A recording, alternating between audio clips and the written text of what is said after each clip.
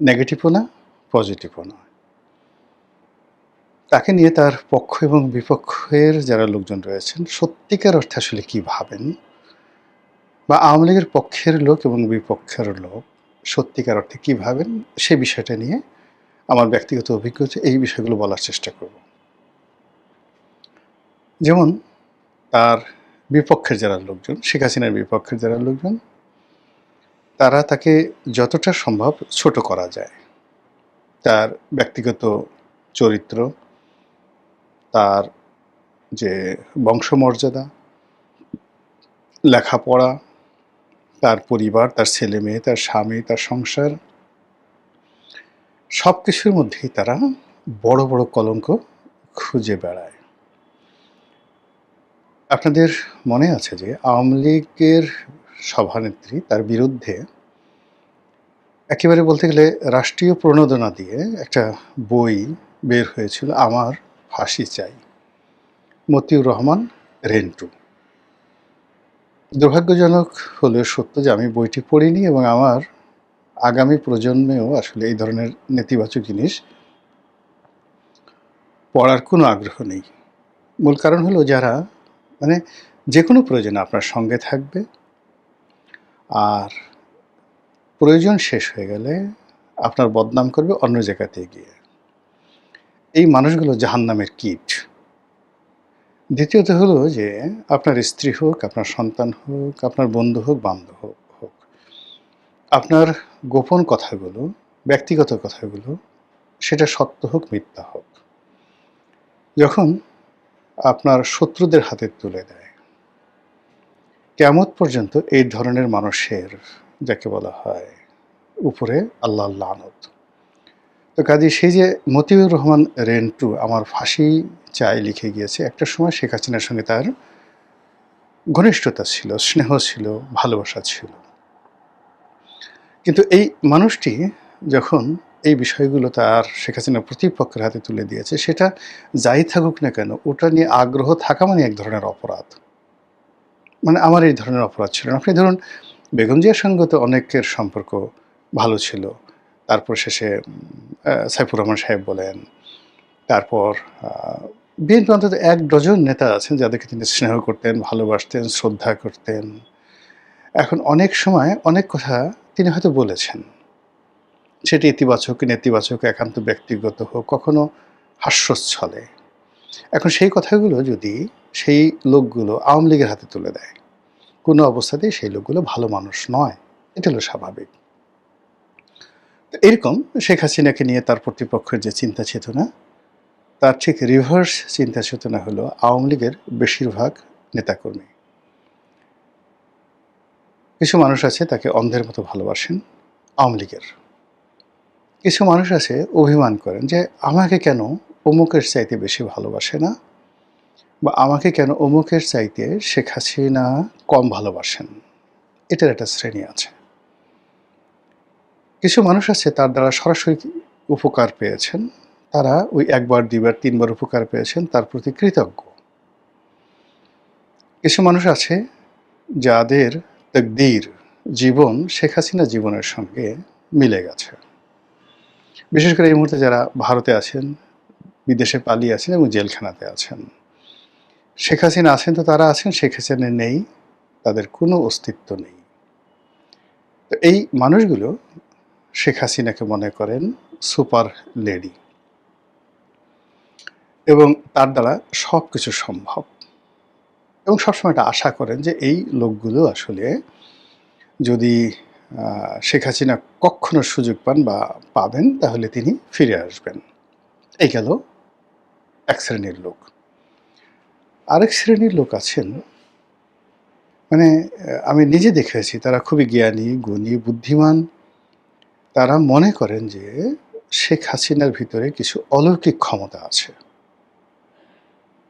এখন সেই অলৌকিক ক্ষমতা কেন আছে, কীভাবে আছে তারা বলতে পারেন, কিন্তু অনেক বড় বড় মানুষের মুখে আমি শুনেছি এবং তারা বিশ্বাস করেন। এই যে সংসদে আবু সাইদ স্বপন নামের একজন সংসদ সদস্য, তিনি হুইপ ছিলেন। তো তিনি একবার বললেন যে শেখ হাসিনাকে হজরত ডাকা উচিত। হজরত মানে জনাব, আরবি একটা শব্দ, সম্মানজনক একটা শব্দ।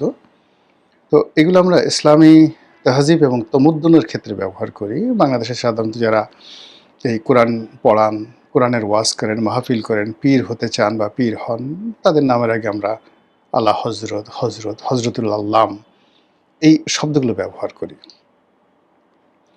তো বা আল্লামা শব্দটি ব্যবহার করি। তো ঠিক সেই দিক থেকে বলতে গেলে আবু সাঈদ স্বপন তাকে যে হজরত বলার চেষ্টা করছেন, সেটা হলো তিনি আধ্যাত্মিকভাবে এরকম একটা পর্যায়ে চলে এসেছেন। এখন আমরা বাইরে সবাই খুব ঠাট্টা করেছি, মশকরা করেছি, স্যা স্যা স্যা, এটা কি ধরনের দালালি, তেলের একটা সীমাবদ্ধ আছে। কিন্তু আপনি যদি আবু সাঈদ স্বপনের বুকের মধ্যে একেবারে স্টেথোস্কোপ লাগিয়ে দেখেন, তাহলে দেখবেন যে ওর অন্তর থেকে এই কথাটা বলেছেন। মানে উনি ওনার অন্তর থেকে এই কথা বলেছেন।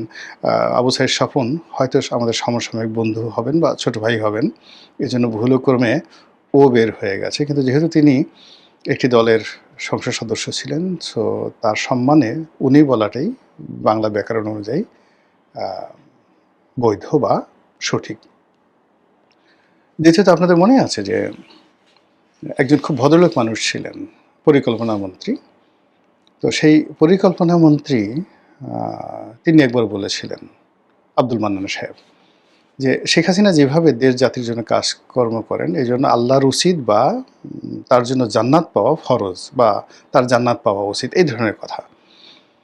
আপাত দৃষ্টিতে এই কথাগুলো খুব শিরক মনে হতে পারে, বেদাত মনে হতে পারে, অনেক কিছু। কিন্তু ওই ভদ্রলোক হয়তো তিনি শেখ হাসিনাকে যে বিভিন্ন অ্যাঙ্গেল থেকে দেখেছেন, সেই অ্যাঙ্গেলে মানে তিনি তাকে ওইভাবে মনে করেছেন।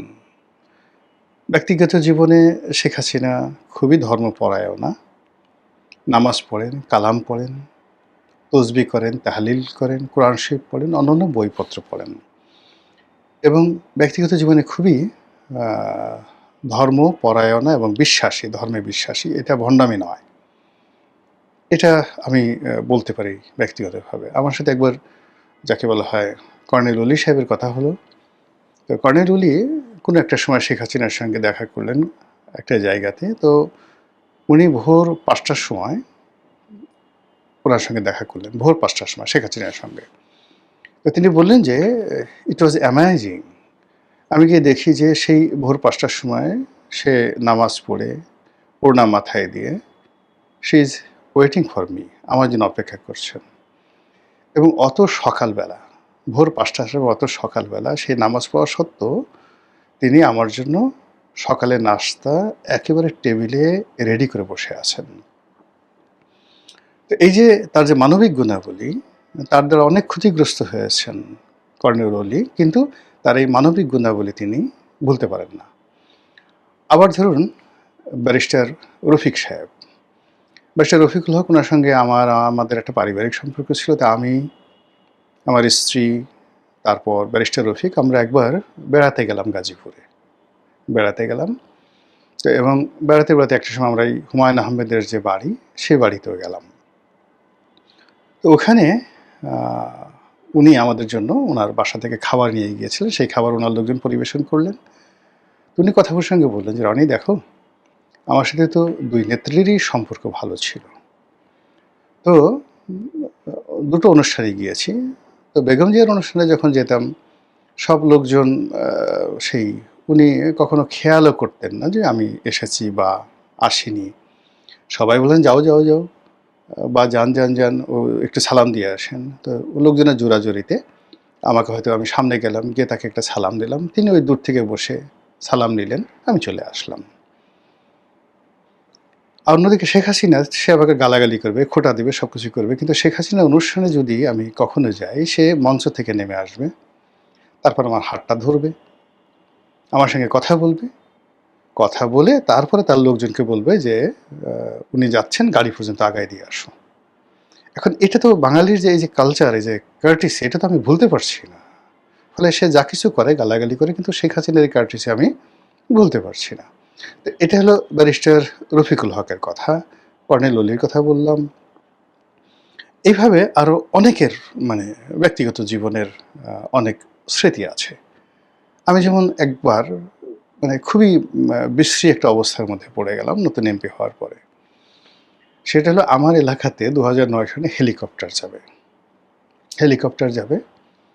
এখন সেই গ্রামের যারা লোকজন, তো পটুয়াখালীতে গলাচিপাতে সিডর হলো, সিডর বা আয়লা এরকম কিছু একটা হলো ২০০৯ সনে। এখন প্রচণ্ড আয়লা, তো ঢাকা থেকে জাহাঙ্গীর কবির নানক, তারপরে সেই যাকে বলা হয় খাদ্যমন্ত্রী রাজ্জাক সাহেব, তার সবাই যাবেন রাঙ্গাবালি, মানে সাবেক মন্ত্রী মাহবুব রহমান সাহেবের এলাকাতে, আর গলাচিপাতে যাবেন না।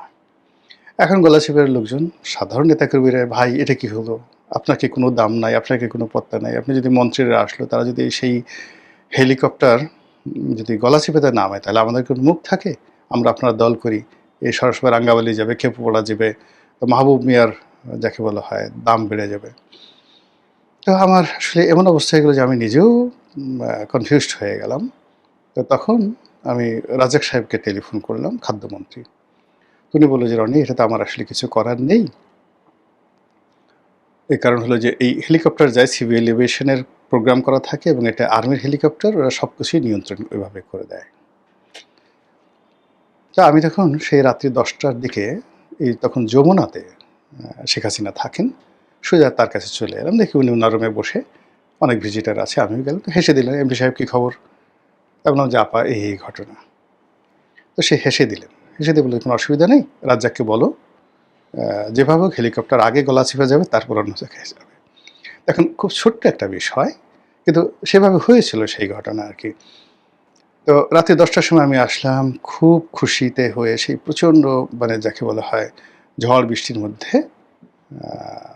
আমার যে মানসিক অবস্থা, এটা আমি কখনো ভুলতে পারবো না। এনিওয়ে, এইভাবে যারা শেখ হাসিনার কাছের লোক, তারা মনে করেন যে শেখ হাসিনার এরকম কতগুলো অলৌকিক গুণ আছে। শেখ হাসিনা নিজেও মনে করেন, তিনি নিজেও মনে করেন যে তার ভিতরে কতগুলো অলৌকিক ক্ষমতা রয়েছে এবং আল্লাহ রাব্বুল আলামিন তাকে, এই যেমন আপনি দেখেন প্রায় সে বক্তব্য বলে যে আমার তো আসলে গণভবনে মরে যাওয়ার কথা, I was used to die. অথবা তিনি মনে করেন যে ২১ আগস্টে তার উপর যেভাবে গ্রেনেড হামলা হয়েছিল তার মরে যাওয়ার কথা। তারপর চট্টগ্রাম এরশাদ আমলে যেভাবে তার জনসভাতে গুলি চালানো হয়েছিল তার মরে যাওয়ার কথা। এরপরে আওয়ামী লীগ বিএনপির জমানাতে তিনি একবার ট্রেনে করে যাচ্ছিলেন যশোরে, সেখানেও তার উপর গুলি চালানো হয়েছিল, তিনি বেঁচে গেছেন। এরপরে এরশাদ জমানাতে আবার তিনি যখন ৩২ নম্বরে থাকতেন তখন এই আততায়ী পাঠিয়ে সরাসরি ব্রাশ ফায়ার করা হয়েছে, ৩২ নম্বরে ওয়াল টোয়াল সব ছিদ্র করে দেওয়া হয়েছে।